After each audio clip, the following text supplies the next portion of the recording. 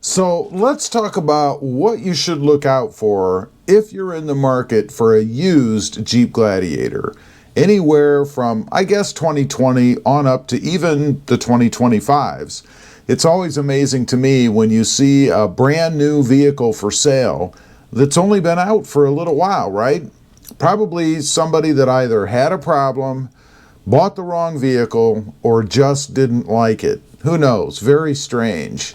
So let's run through. There are a few key checks, I guess, things to look at if you're in the market for a used Jeep Gladiator. Number one, get a report to uncover any accidents, maintenance history, and changes in ownership. Really important, I think, from the accident side, right?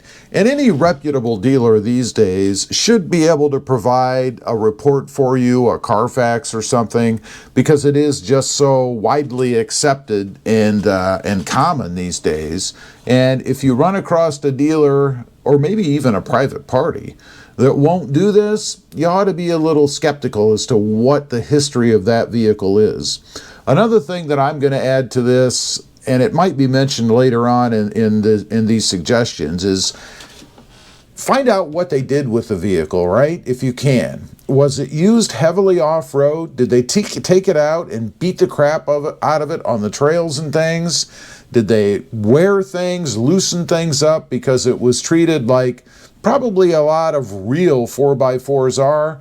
I'm not sure it's a huge concern because only about 4 to 6% of people who actually own 4x4s take it off-road. But nonetheless, you don't want to be part of that 4 to 6% and get a truck that's just been beaten to death off-road. Next up, a professional inspection. Have a trusted mechanic inspect the engine, transmission, and suspension and look for any leaks or possible issues. Always a good idea to have an expert put their eyes on a used car that you're looking to buy, right? Particularly if it's somebody who happens to be knowledgeable about that specific vehicle. I can't think of anybody better to kind of go over a Jeep Gladiator than a Jeep Gladiator mechanic, right? So if you're lucky enough to know somebody who works for a shop, a dealership, something like that, throw them a little coin too. It could save you a lot of money in the end if they uncover something that maybe you didn't pick out. Next up, exterior and undercarriage. Off-road damage. Here we go. Check for scraped differentials, scraped control arms, and frame components that indicate heavy off-roading. Always a good idea. Take a look underneath. If you see a bunch of scraped off paint areas, then you know that thing has probably been doing some fairly serious off-roading. And there could be damage to some of the components underneath because of the impact and things that truck has survived. Rust. Inspect the hood, tailgate, and door bottoms for corrosion, especially on aluminum parts. That one doesn't make a lot of sense to me. Well, maybe corrosion, I guess. You're not going to get rust on aluminum parts, but you can get corrosion. Never a bad idea to look for those kind of things. Check the frame out, see if there's any areas in addition to scrapes, which of course may start rusting now because they've removed the surface, right? Always a good idea. Tires. Look for significant tread wear or chips on the tires and rims. You know, one thing that really is amazing to me is the amount of curb rash and wheel damage that I see out there. I am a stickler for being careful and not damaging your wheels, right? I mean, they're expensive, anywhere from $200 to $500 a piece, depending on what flavor you choose, right? Why is it that so many people have such disregard? People love to get close to curbs, scrape curbs, and I think it's probably because of drive-thrus. You know, you drive through, they're always tight. It's always a pretty sharp turn to get up there to that screen to order your food. And I see lots of rubber on those curbs as well as chips and things there too. And you know it's because people are scraping up against them with their wheels, right? Next up, engine and drivetrain. Engine issues. Of course, this is one of the most important. Engine issues. Be aware of engine and rear axle problems which have been reported on certain model years, particularly the 2020 in 2021 Jeep Gladiator.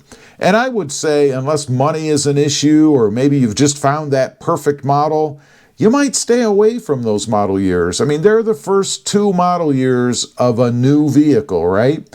Oil leaks. Watch for leaks such as those from the engine oil cooler base.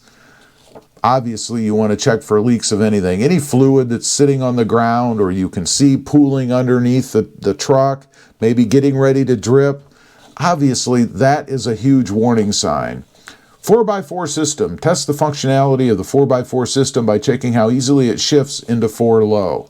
Never a bad idea to check out a 4x4, make sure that it's working properly, and if nothing else, to make sure that you know how to operate it, particularly if it's a system that you're not used to or maybe haven't used before. Interior and soft top. Interior wear. Look for signs of excessive use, such as stretched mesh. That would be those areas on the doors where they kind of have those mesh little storage compartment areas. Carryalls or dirty areas which can indicate off-road use. Again, they stress the off-road use in this report, and I agree. The more you take it out and beat the heck out of it, the more likely it is that you're going to have problems. Soft top condition. Check the fabric for tears and windows for scratches, especially on soft top models. Something else I would caution you on, a lot of people like stickers, right? They like to stick stickers on windows. Sticking stickers, adhesive, on plastic windows is bad. You are never going to get that adhesive off, and if you do, you're going to have to rub it so hard that it's going to leave scratches in the windows. My mother bought a used Jeep Wrangler a little while back, and there's an area where there was a sticker on the window. You can tell it's almost perfectly round, where they kind of tried to scrub the adhesive off. It's horrible. Make sure that they don't have any stickers stuck on the windows, and look around to see if they did and they scratched up your window taking it off. Modified vehicles. Avoid heavily modified Gladiators if you don't know the history of the modifications. Poorly installed parts can lead to future headaches. That's for sure. There's a lot of garage mechanics out there who make mistakes or can make mistakes, and maybe they kind of fudge that install a little bit just to make it work, and it's going to be your problem down the road. Plus, look at the parts that they put on. Are they quality parts, or are they knockoffs from all over the world that might not last very long? You don't want to be stuck with somebody's cheapo part that you're going to have to replace later. Test drive. Pay attention to the vehicle's handling, braking, and any unusual noises or vibrations, especially when turning. And this is really important, I think, on the earliest Jeep Gladiators specifically, because they did have some sort of a steering box issue, bad enough that Jeep did replace a lot of the aluminum ones with steel ones because of wandering on the road, vibrations, just poor steering. Definitely a good idea to pay attention to that. Make sure that you test the radio to see that it works, but don't leave it blaring while you're driving down the road. You want to be able to feel and hear what the Jeep Gladiator is doing so that you're aware of any potential problems. Anyway, those are just a few things to look out for if you happen to be in the market looking for a used Jeep Gladiator. Do yourself a favor, take that list with you, and look out for those things. It might save you a little bit of money in the end, and if nothing else, it's going to give you a good bargaining stance if you find any of these things wrong. Thanks for watching. Stay safe out there. Bye.